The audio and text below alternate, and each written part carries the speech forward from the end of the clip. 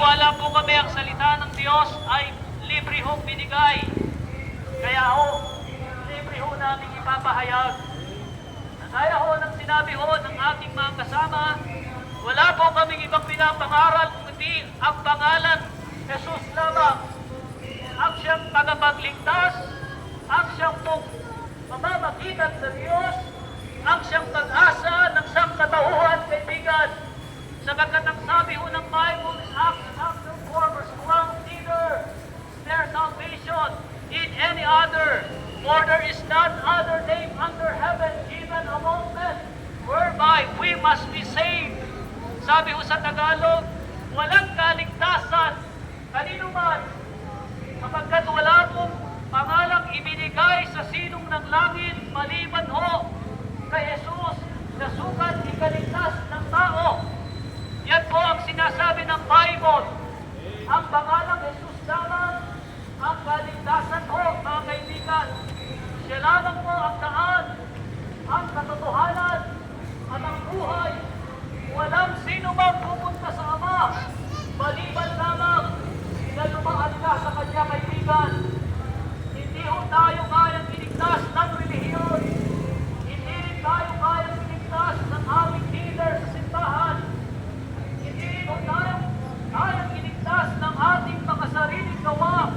Kung hindi ang sabi ho ng Bible, kaibigan, si Kristo po ang kaligtasan. Si Jesus ang nakapagligtas, kaibigan.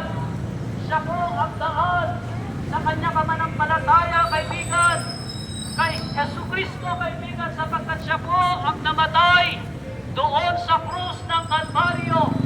Siya po ang mag-isa, walang kasama. Siya po ang mag-isa, Kanyang tinigis ang mahal na dugo sa krus ng Kalbaryo para ikaw ay magkaroon ng kaligtasan, kaibigan. Kaibigan, kailangan mong mag-isipan kung ikaw ay sasampalataya kay Jesus, sapagkat ang hindi pagsampalataya sa Panginoong Jesucristo, tahasang sinasabi ng Bible, kaibigan, na ang sino mang hindi sumampalataya sa Kanya, hindi makakakita ng buhay. Sabi ko sa John 3:36, he that believeth on the Son hath everlasting life, and he that not believeth on the Son shall not see life, but the wrath of God abideth in him. Ang sino mang tatangki sa Panginoong Jesucristo, ang sino mang hindi kilala sa Panginoong Jesucristo, ang sabi ko ng Bible, hindi makakakita ng buhay. Hindi makakakita ng buhay, kaibigan. Ibig sabihin, hindi mo makikita ang langit, kaibigan, sapagkat si Jesus lamang ang daan papunta sa langit. Ngunit ang napakalaming katanungan, kaibigan, sinong Jesus ang kilala mo? Sapagkat merong sinasabi ang Bible, kaibigan, ng ibang Jesus. Ibang Jesus ang sinasabi ng Bible. Itong ibang Jesus na ito na tinutukoy ng Bible, ang sabi ng Bible, iba rin turo, other gospel, other Jesus. Ito pong Jesus na ito hindi kayang magligtas ng tao na tinuturo ho ng relihiyon. Ang aming Jesus na kilala sa Biblia ay sapat ng magligtas. Hindi kailangan ang gawa. Sapagkat ang Jesus na tinuturo ng relihiyon, kailangan may gawa. Kailangan may simbahan.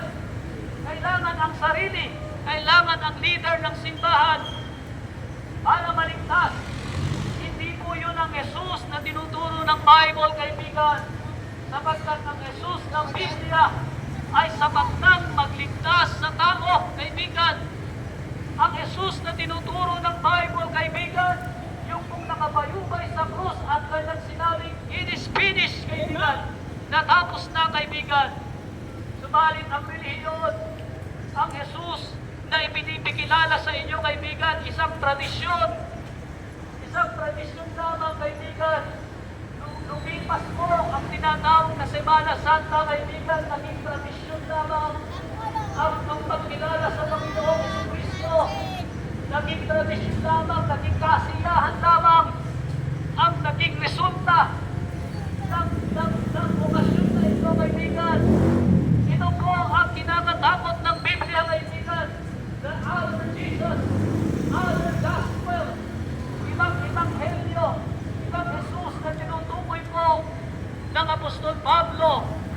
sinasabi niya na siya po'y nangangamba na baka ang matanggap nyo ay ibang Jesus.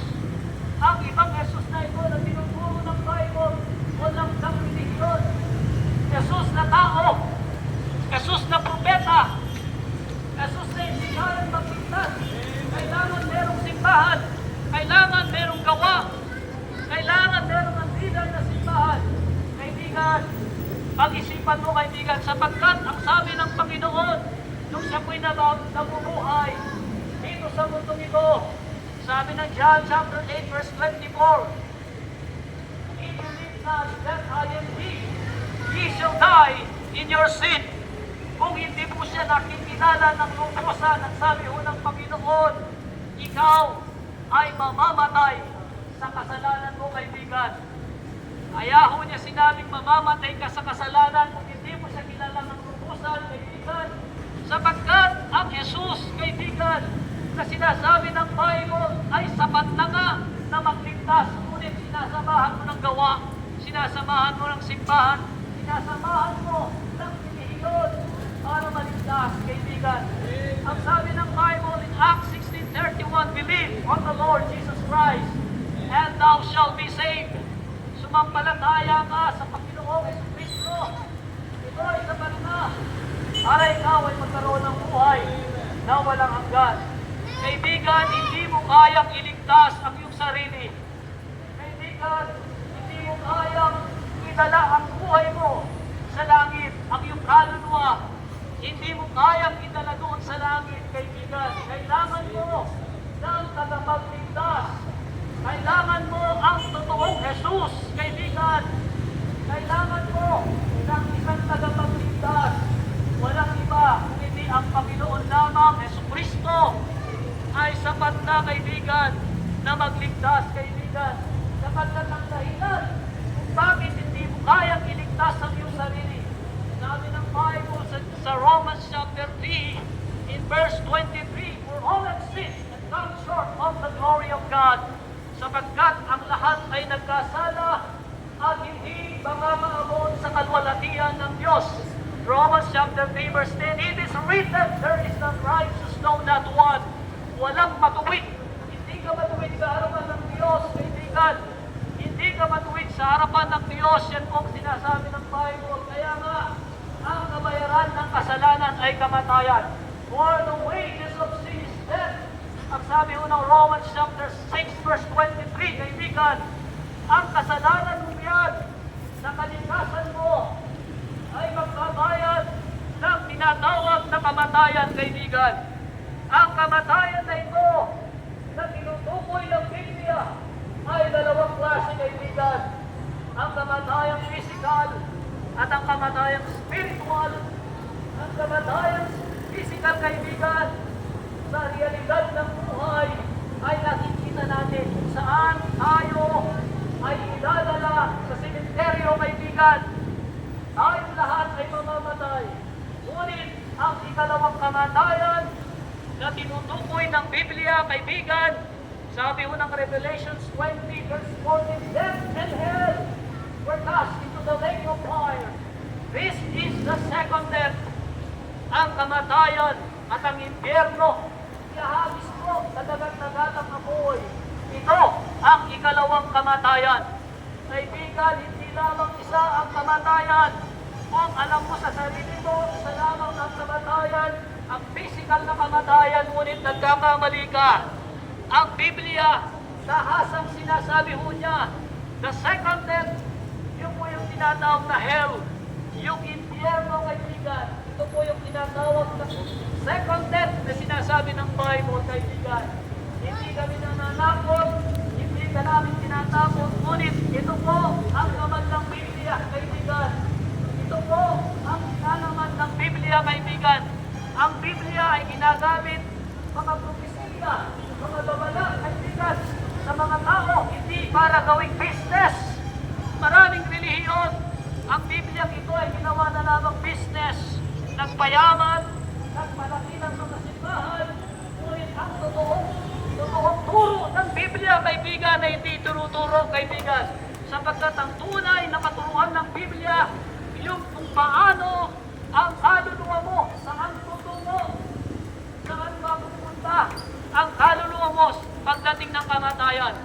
sapagkat ang sinasabi ng Bible in Romans chapter 14 verse 12, every one of us shall give account of himself to God.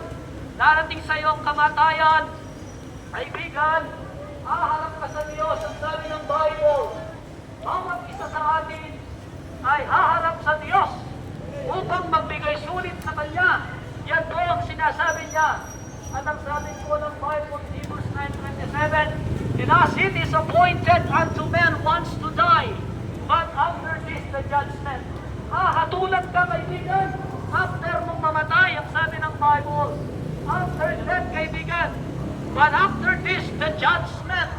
Pagkatapos ng kamatayan, kaibigan, paghatol, kaibigan, bawat isa sa atin, kaibigan, haharap sa Diyos at hahatulan po niya. Hahatulan niya sa kanyang kamay, kaibigan. Kung ikaw ba ay patungo sa langit, kung ikaw ba ay tutungo sa impyerno, kaibigan. Maliwanag na sinasabi ng Bible, kaibigan, si Kristo po ang kaligtasan. But God commended His love toward us in that while we were yet sinners, Christ died for us. Sapagkat itinagtagubilin ng Diyos ang pag-ibig niya sa atin. Tayo'y makasalanan. Si Kristo po ay namatay para sa atin, kaibigan. Yan po ang sinasabi ng aklat ng Romans chapter 5, verse number 8. Si Kristo po ang pag-ibig ng Diyos. Ang dahilan kung bakit si Kristo ay bumaba dito sa lupa, kaibigan, upang hindi gawing tradisyon ng tao, upang hindi gawing kasiyahan. Ang dahilan, kaibigan, kung bakit si Kristo ay lumanaog dito po sa mundong ito, para po iligtas ang tao, para po ipadama ang kanyang pagmamahal na tao, kaibigan. Ngunit nasa iyo ang desisyon, kaibigan, sapagkat ang sinasabi ng Bible, kaibigan, for God so loved the world that He gave His only begotten Son, that whosoever, tandaan ho natin, that whosoever, sino man ang sumampalataya sa Kanya, hindi mamahamak. Ngayon, kaibigan, kung hindi mo bibigyan pansin ang ebanghelyong ito, kaibigan, nasa iyo, whosoever believeth on the Son have everlasting life, and he that not believeth on the Son shall not see life, but the wrath of God abideth in him, kaibigan. Mananatili ka sa kasalanan, kaibigan, kung hindi mo kikilalanin si Kristo sa iyong buhay. Sapagkat si Jesus, kaibigan, ang substitute natin sa ating kasalanan. Siya po ang umalili sa atin dito po sa ating kasalanan na ito. Kung hindi mo kikilalanin si Kristo, mananatili ka sa iyong kasalanan, kaibigan. Mananatili sa kalikasan mo ang kasalanan, at yun ang dahilan kung bakit ikaw ay mahihiwalay sa Diyos. At yun ang dahilan sa pagharap mo sa Diyos, hindi ka niya pakikinggan. Yun ang dahilan sa pagharap mo sa Diyos, ang kanyang teka ay tatakpan niya. Yan ho ang sinasabi ng Isaiah 59 verse 2, kaibigan. Your iniquities have separated between you, your God, and your sin have hid His face from you, that He will not hear. Ang kasalanan, kaibigan, kung hindi mo ipagkakatiwala sa Panginoon, ang kasalanan, kapag hindi mo ibinigay sa Panginoon Jesucristo, kaibigan, hiwalay ka sa Diyos. Hindi ka pakikinggan ng Diyos. Ikaw ay mananatili sa kasalanan, kaibigan, at ikaw ay itatapon sa dagat-dagatang apoy ng impyerno, kaibigan. Sabi ng Bible, kaibigan, kung ikilalanin mo si Kristo sa iyong buhay, ang sabi ng John 1:12, but as many as receive Him, to them gave He power to become the sons of God, even to them that believe on His name. Kung magpapasya ka, nagkikilala kay Jesus, yung Jesus ng Biblia, hindi Jesus ng relihiyon, sabi ng Bible, bibigyan ka ng karapatang maging anak ng Diyos, kaibigan. At ikaw ay 100% natutungo ng langit, kaibigan. Maraming salamat po at magandang umaga po sa inyong lahat.